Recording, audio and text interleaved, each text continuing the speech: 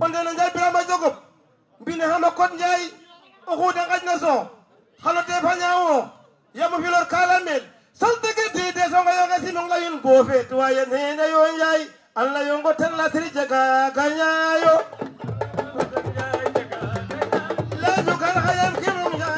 La culture ne se limite pas aux chants et aux danses.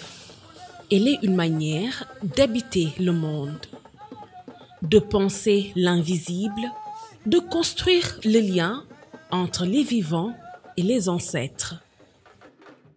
Chez les Sérères, cette culture s'est construite dans un équilibre subtil entre la nature, l'histoire et le sacré. Et au cœur de ce système, une figure se distingue, celle du saltigué.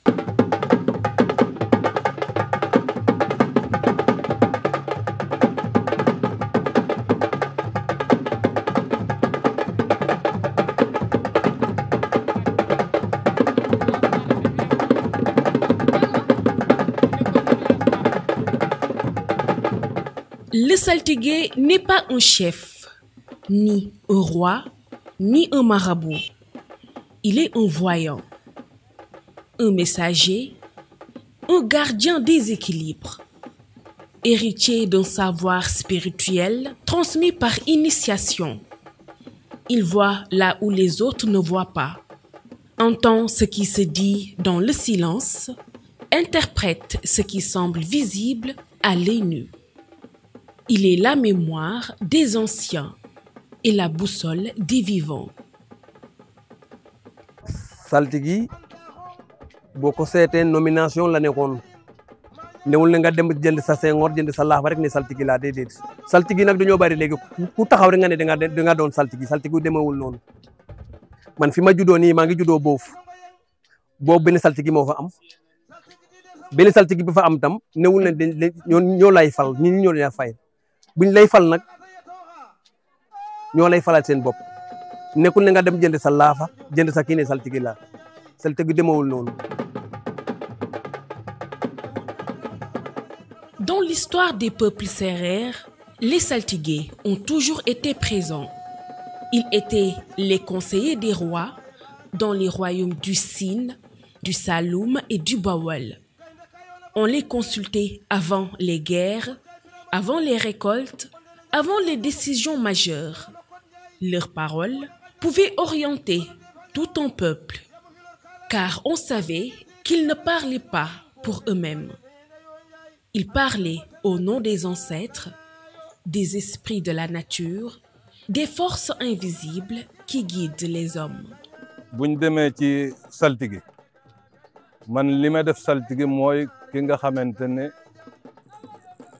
yàlla bëgg na ko xëcc na ko mu jege ko ndax saltigi moom kenn mënu xamal sa bopp yàlla moo lay xamal secret boo xamante ne mën naa jëriñ doomu aadama ak secret boo xamante ne mën naa lor doomu aadama boo toppee biy lor doomu aadama nag bu fekkee ne dee dëkki am na waral lak mbaa nga war a dem àjjana biy lore nga di ko def mooy lore.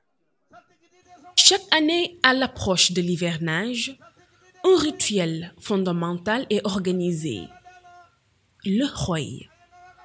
En langage sérère, Xoy signifie scruter, interroger, consulter. C'est la grande cérémonie de divination collective, où les saltigués, réunis en cercle, transmettent leur vision sur l'année à venir. Le Xoy ne prédit pas seulement le temps qu'il fera, il traite de tout ce qui engage la vie du peuple. Les pluies et leur abondance ou leur danger, les récoltes et les saisons agricoles, les maladies, les épidémies, les conflits lents, les perturbations sociales, politiques ou spirituelles. Tout peut être annoncé au cours de cette nuit rituelle qui dure parfois jusqu'à l'aube.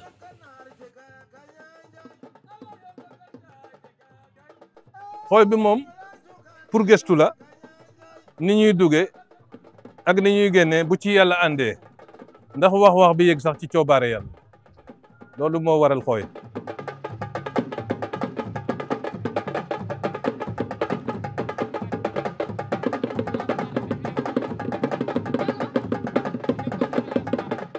gisee ni ñu ne xooy jamono bu njëkk ba bu ñu waxoon xooy booba nguur moo fi nekkoon nguur bu ñuul bi moo fi nekkoon bu ñu demoon ba nawet bi jublu buur bi ca wooce fat jaxaaw bu wootee saltige yi ñëw ku ne wax buur bi nag mooy santé lii laa bëgg ci xooy bi seetal leen ma nawet be seetal leen ma feebar yeeg seetal leen ma lu ne ci biir nawet ba dañu mu laajte ko buur mooy loolu laaj daloon saltige yi commencé di wax yow ñi nga xam ne moom la ñu gis ci nawet bi nawet bu naree baax ñu wax buur ne nawet bi dina baax bu fekkee nawet bi day am gàllankoor ñu ne ko nawet bi dina am gàllankoor loolu moo waraloon xooy.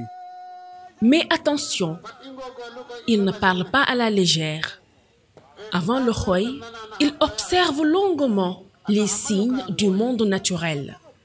Il reçoit des visions dans ses rêves. Il interroge le vent, les oiseaux, les esprits. Il entre parfois en transe pour dialoguer avec des forces qui lui seul peut entendre. Ses paroles sont donc pesées, codées, sacrées. Ce savoir, loin d'être improvisé, repose sur des siècles de transmission orale. Il s'enseigne de génération en génération, dans des cadres familiaux ou initiatiques très stricts. On ne devient pas saltigué par volonté, mais par appel. Il faut avoir été désigné dans le rêve d'un autre saltigué. Il faut être prête à renoncer à une vie ordinaire. Être saltigué, c'est porter un lourd héritage et une grande responsabilité. Et dans un monde moderne qui valorise la vitesse, l'efficacité et la technicité, le saltigué rappelle que le savoir commence par l'écoute, la patience, l'observation. Que l'avenir ne se calcule pas, il se lie dans les signes que la terre et les ancêtres nous laissent. Le Khoy, dans ce sens, est bien plus qu'un rituel. C'est une institution culturelle, une boussole spirituelle, un espace de régulation sociale. Il permet à la communauté de se protéger, de se préparer, de faire face ensemble à ce que l'année pourrait apporter. Aujourd'hui encore, dans les plaines du Sine et du Saloum, la parole des saltigués continue d'éclairer les chemins. Le rituel du Khoy n'est pas une relique du passé, mais un espace vivant où la communauté se rassemble, s'écoute et se projette ensemble vers l'avenir. Le Khoy reste l'un des plus grands symboles de la culture sérère. Un rite où se mêlent spiritualité, mémoire collective et science de l'observation.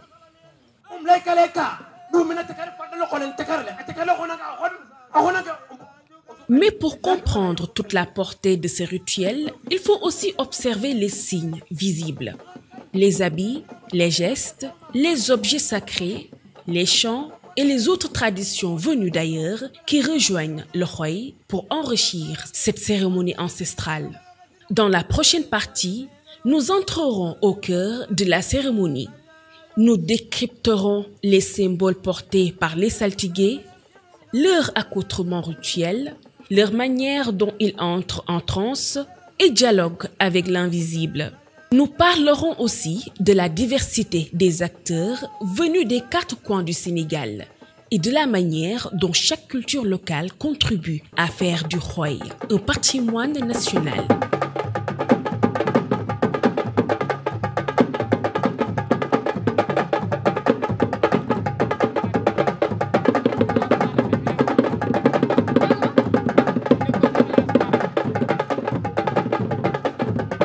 Si ce voyage à travers la culture sérère vous a appris quelque chose, si vous pensez que l'Afrique doit continuer à raconter ses propres histoires, avec ses propres mots et ses propres voix, alors abonnez-vous à notre chaîne, laissez un commentaire, partagez cette vidéo.